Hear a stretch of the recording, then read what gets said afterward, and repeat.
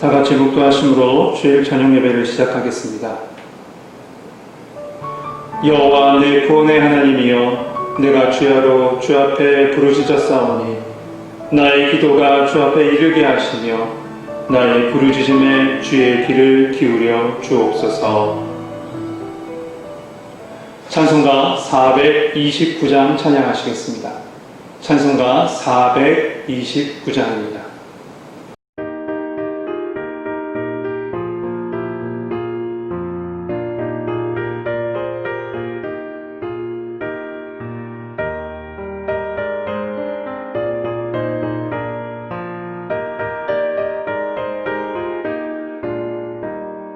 세상 모든 꿈과 너를 흔들어 약한 마음 낙심하게 될 때에 내려주신 주의 복을 세어라.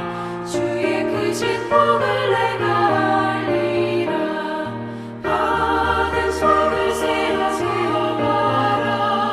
크신 복을 내가 알리라. 받은 복을 세어보아라.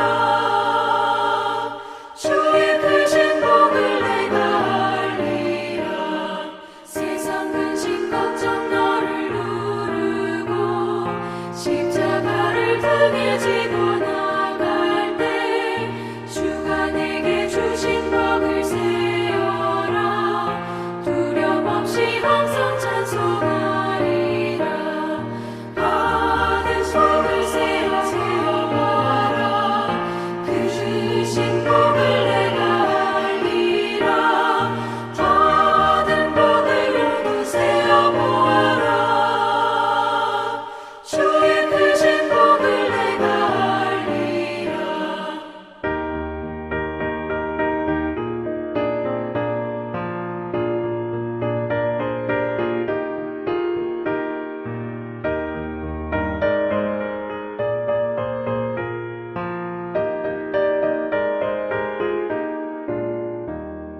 세상 권세 너의 앞에 막을 때 주만 믿고 낙심하지 말아라. 천사들이 너를 보호하리니 염려 없이 한방으로 나가라. 받은 속을 세워봐라. 크신 복을 내가 알리라. 받은 복을 모두 세어보아라. 주의 크신 복을 내가 알리라.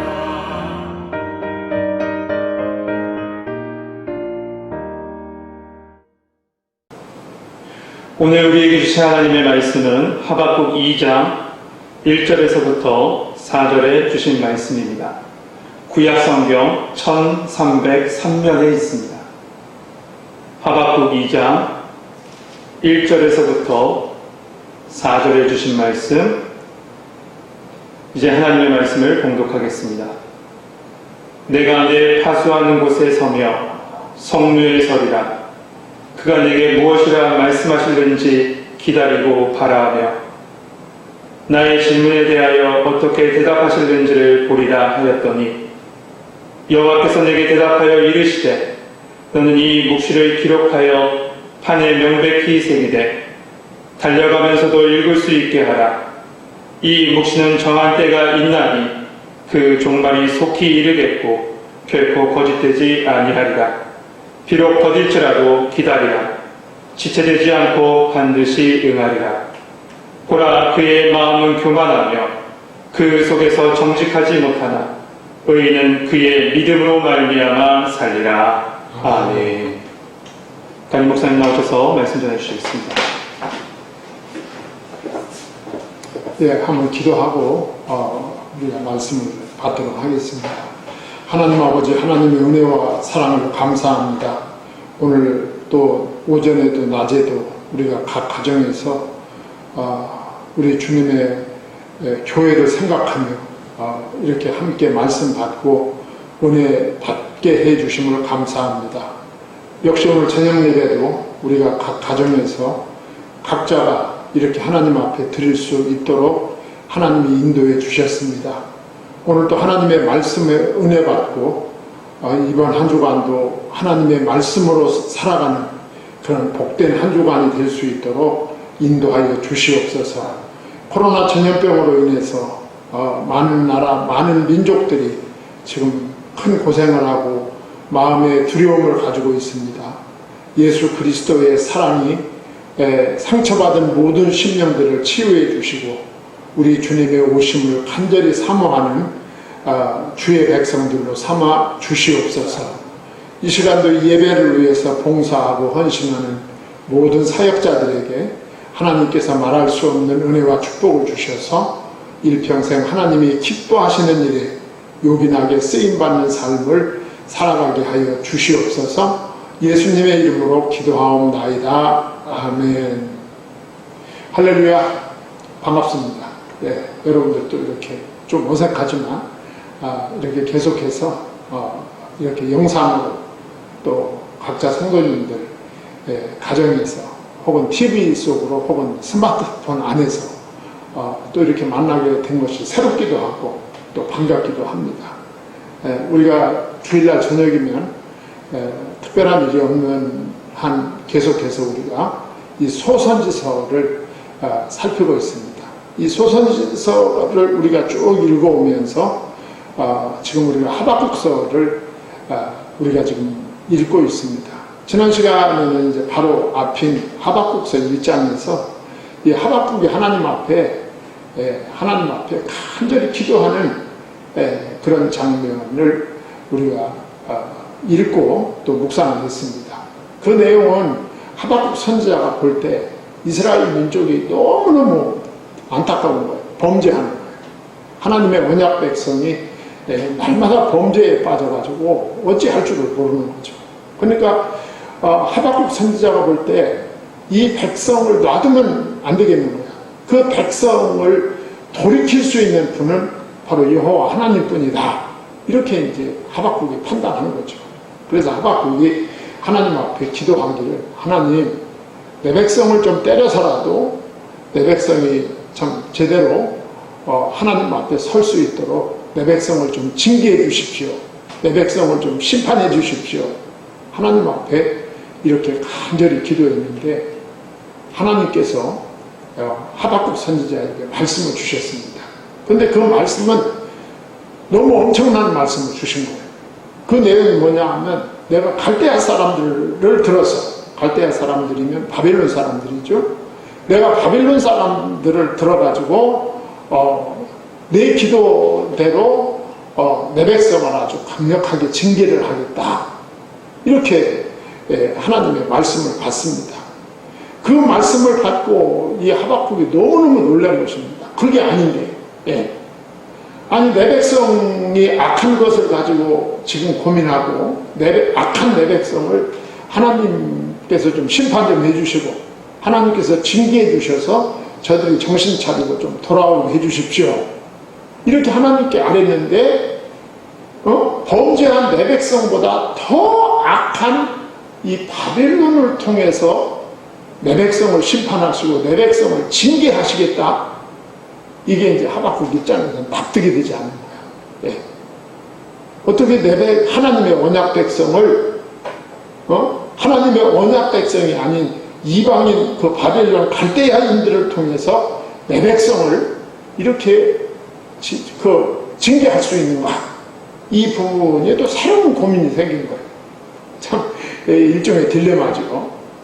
문제가 있어서 하나님 앞에 기도를 했는데 하나님이 응답을 해주셨는데 그 응답 자체가 더 큰 문제가 된 거예요.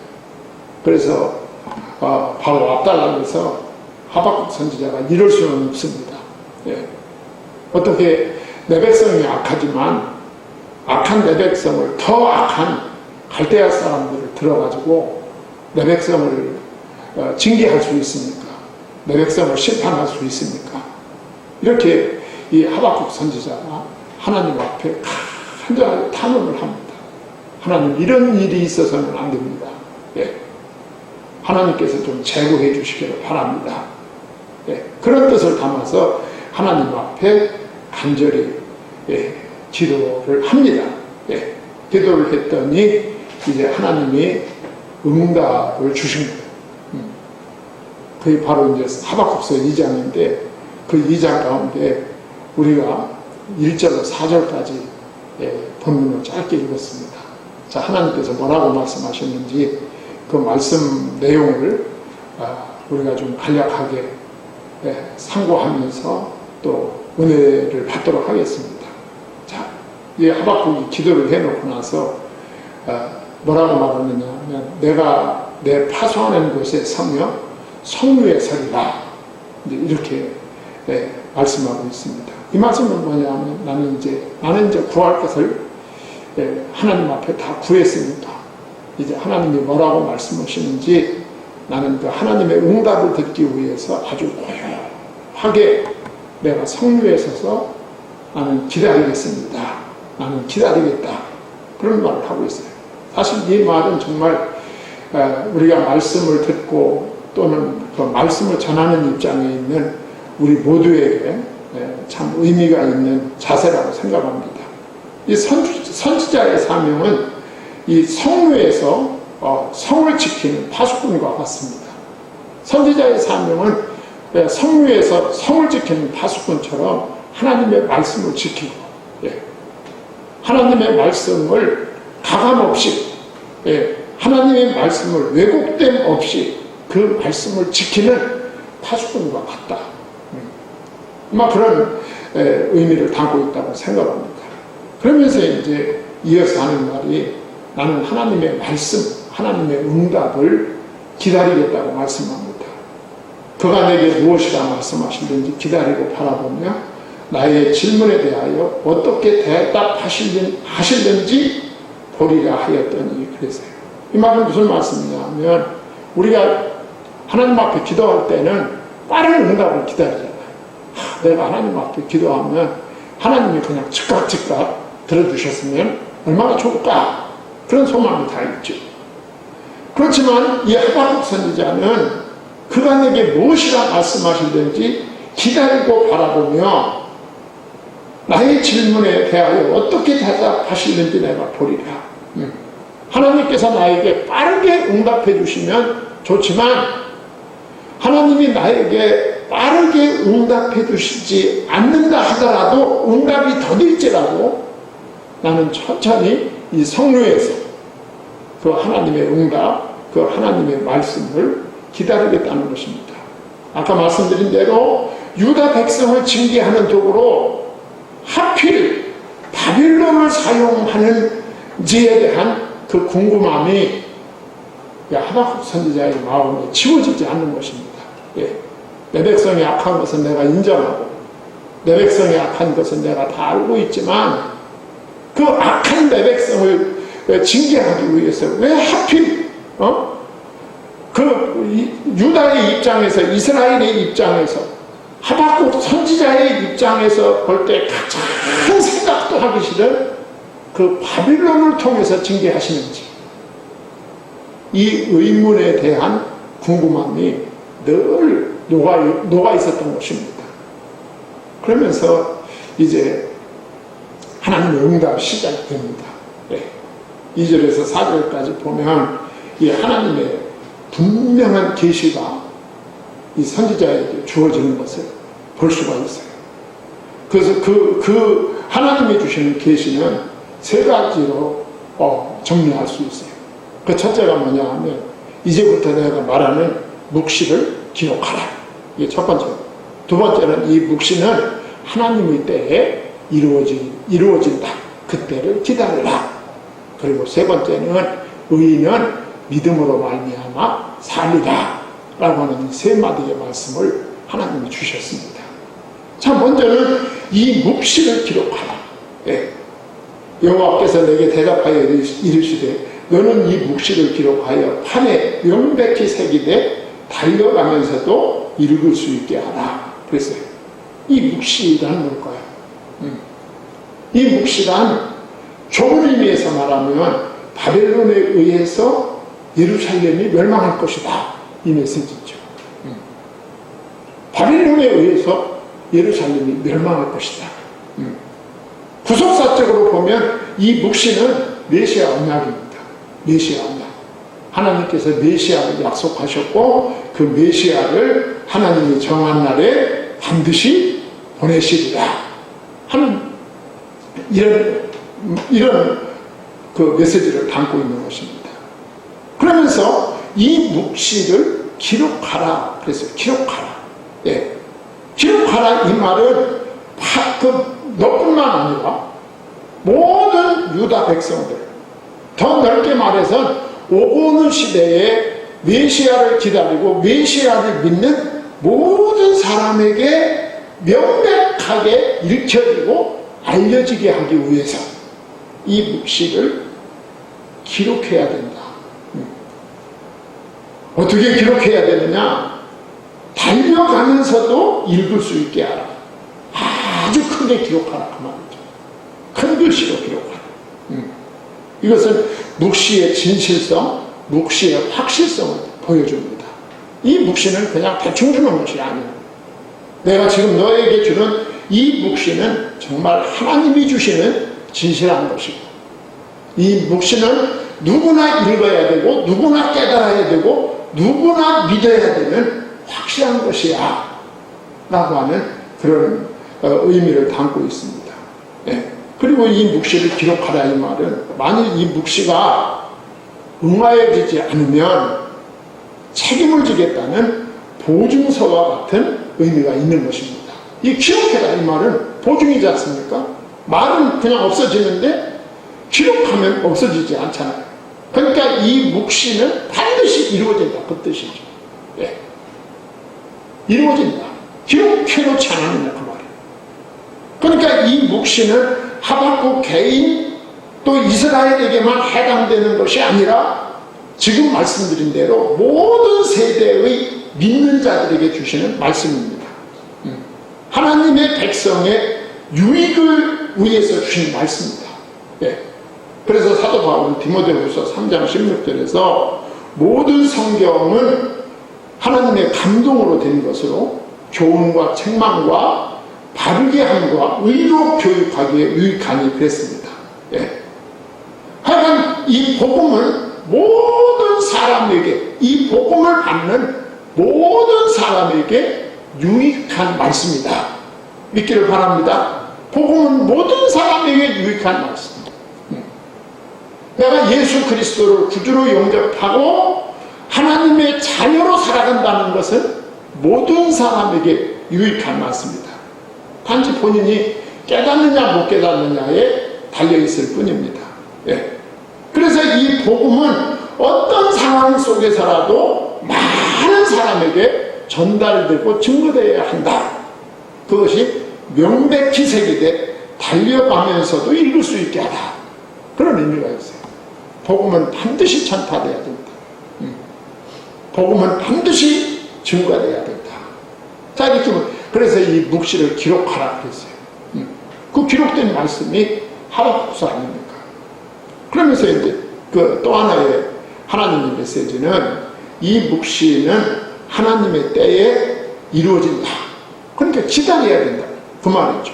하나님의 시간표가 있고 사람의 시간표가 있어요. 네. 베드로서에도 보면 베드로가 뭐라고 말했어요? 하나님의 말씀이 이루어지는데 하루가 1000년 같고 하루가 1000년 같을 수도 있고 1000년이 하루 같을 수도 있다. 네. 하나님의 약속은 하나님의 시간표에 따라 움직인다. 그 얘기죠. 이 묵시는 정한 때가 있나? 이 정한 때가 누가 정한 때입니까? 하나님이 정한 때죠. 그 종말이 속히 이르겠고 결코 거짓되지 아니하리라. 비록 더딜지라도 기다리라. 지체되지 않고 반드시 응하리라 그랬어요. 기다리는 것은 쉽지 않다. 이 묵시는 정한 때가 있다. 그 정한 때가 그때가 언제일까요? 메시아가 오시는 때. 예. 구약의 성도들은 초림의 예수가 오시는 때. 예. 초림의 예수를 맞이한 성도들의 정한 때는 재림하시는 예수가 오시는 때. 정한 때입니다. 하나님은 악에 대해서 반드시 심판하십니다. 악에 대한 심판은 반드시 이루어진다. 그런데 그 심판이 우리들 시간표대로 움직이는 것이 아니라 하나님의 시간표대로 움직인다라는 것이죠. 예. 그리고 하나님의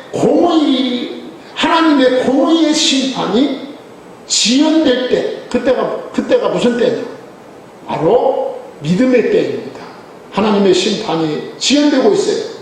그럼 왜 지연될까? 하나님은 한 사람이라도 더 하나님의 아들 독생자 예수 그리스도를 믿음으로 하나님을 만나는 자가 많아지기를 원하시는 때, 그 일이 이루어지는 때가 바로 그때다. 이 묵시는 하나님의 때에 이루어지기를 기다려야 된다 라고 말씀하고 있는 것입니다. 그 다음에 이제 세 번째 말씀이 있는데, 그 세 번째 주신 말씀이 뭐라고 그러냐면, 보라,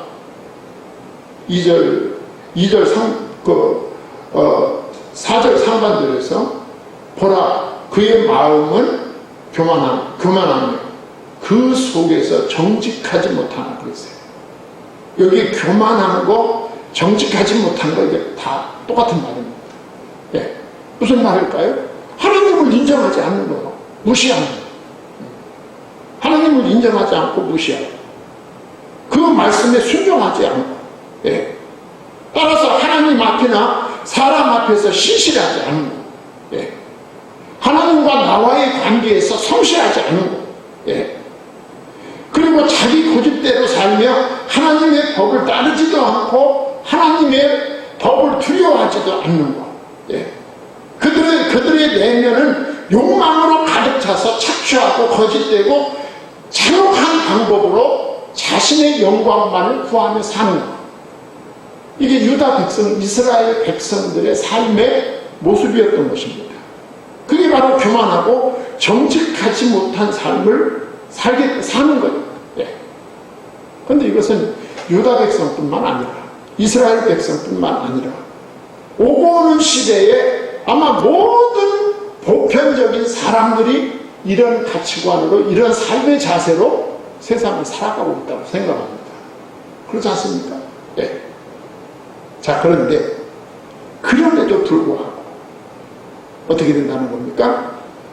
4절 하반절에 의인은 그의 믿음으로 말미암아 살리라 그랬어요. 하나님께서는 남은 자를 두십니다. 역사 속에.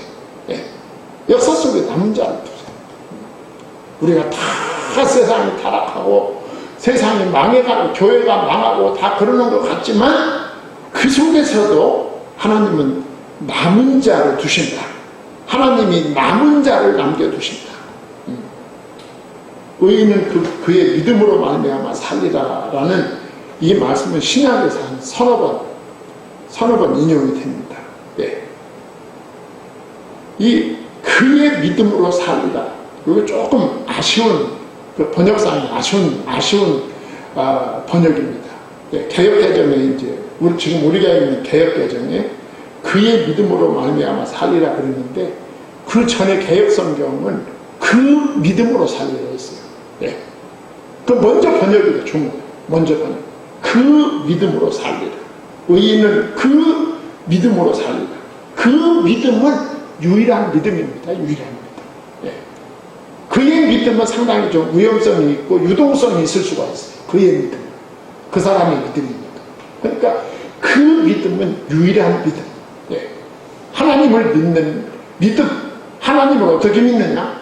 예수 그리스도를 통해서만 하나님을 믿을 수 있는 그 믿음으로 말미암아 구원을 받게 될 것이다 라고 하는 것입니다. 이것은 기독교의 핵심 진리, 복음입니다. 복음. 예. 기독교의 핵심 진리. 예.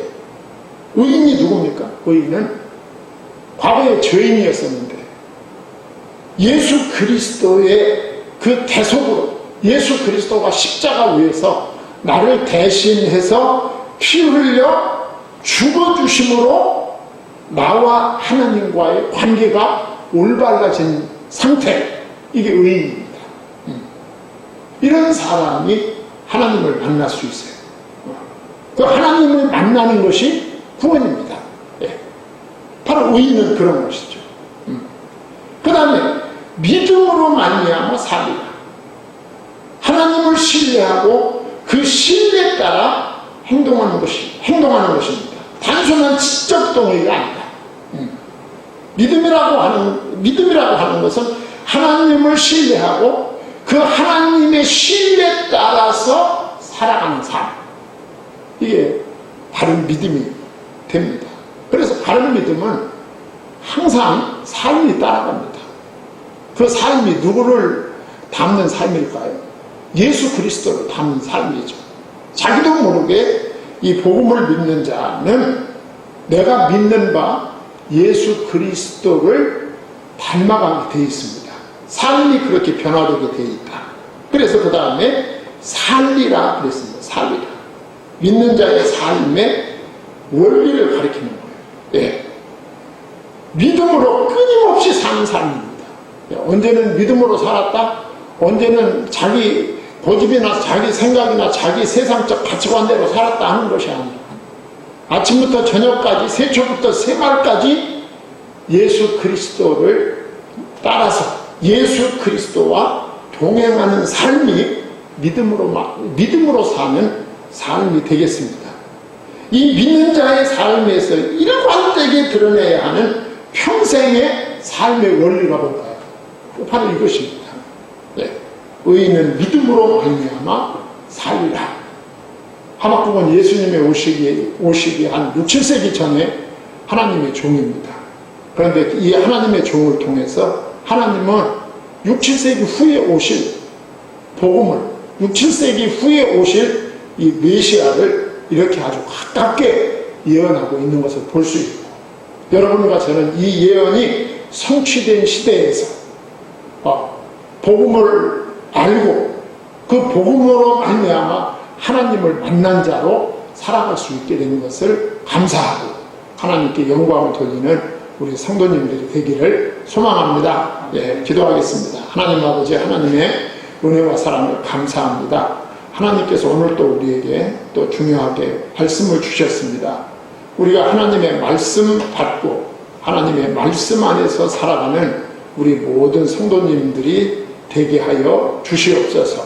우리가 믿을 뿐만 아니라 믿음 안에서 믿음으로 살아가는 우리 모든 성도들이 되게 하여 주시옵소서. 주님, 이 코로나 상황이 빨리 끝나게 하시고 우리가 다 예배당에 모여서 감사하고 찬양하며 기도하며 하나님의 말씀 받고 은혜 받게 하여 주시옵소서. 예수님의 이름으로 기도하옵나이다. 아멘.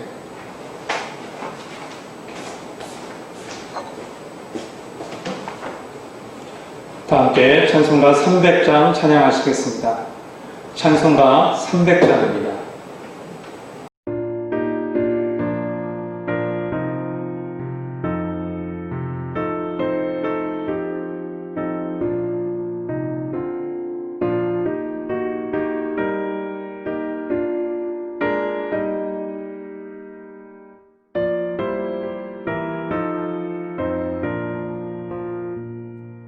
내 맘이 낙심되며 그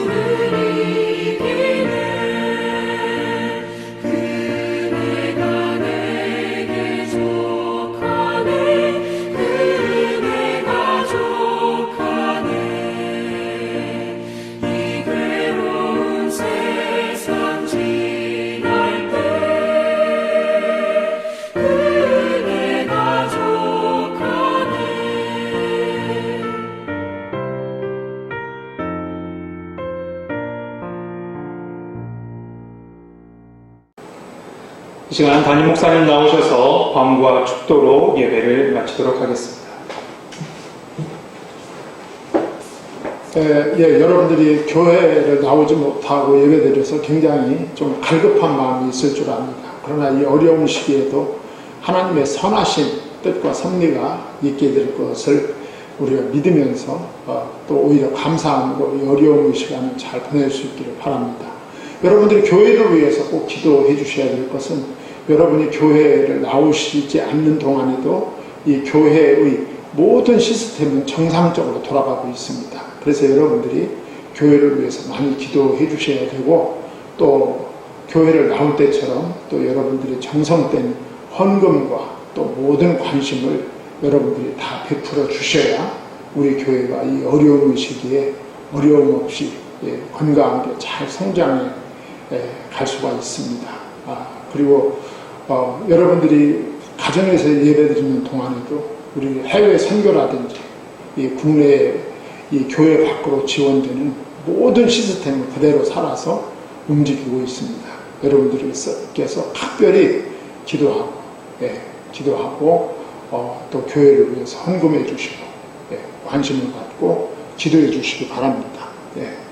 축도하겠습니다. 지금은 우리 주 예수 그리스도의 은혜와 하나님 아버지의 극진하신 사랑과 성령의 감화, 감동, 충만, 인도 보장하시니 오늘 주님 앞에서 예배를 드리고 은혜 받은 모든 성도님들 위해 이제부터 영원까지 함께 있을지어다. 아멘.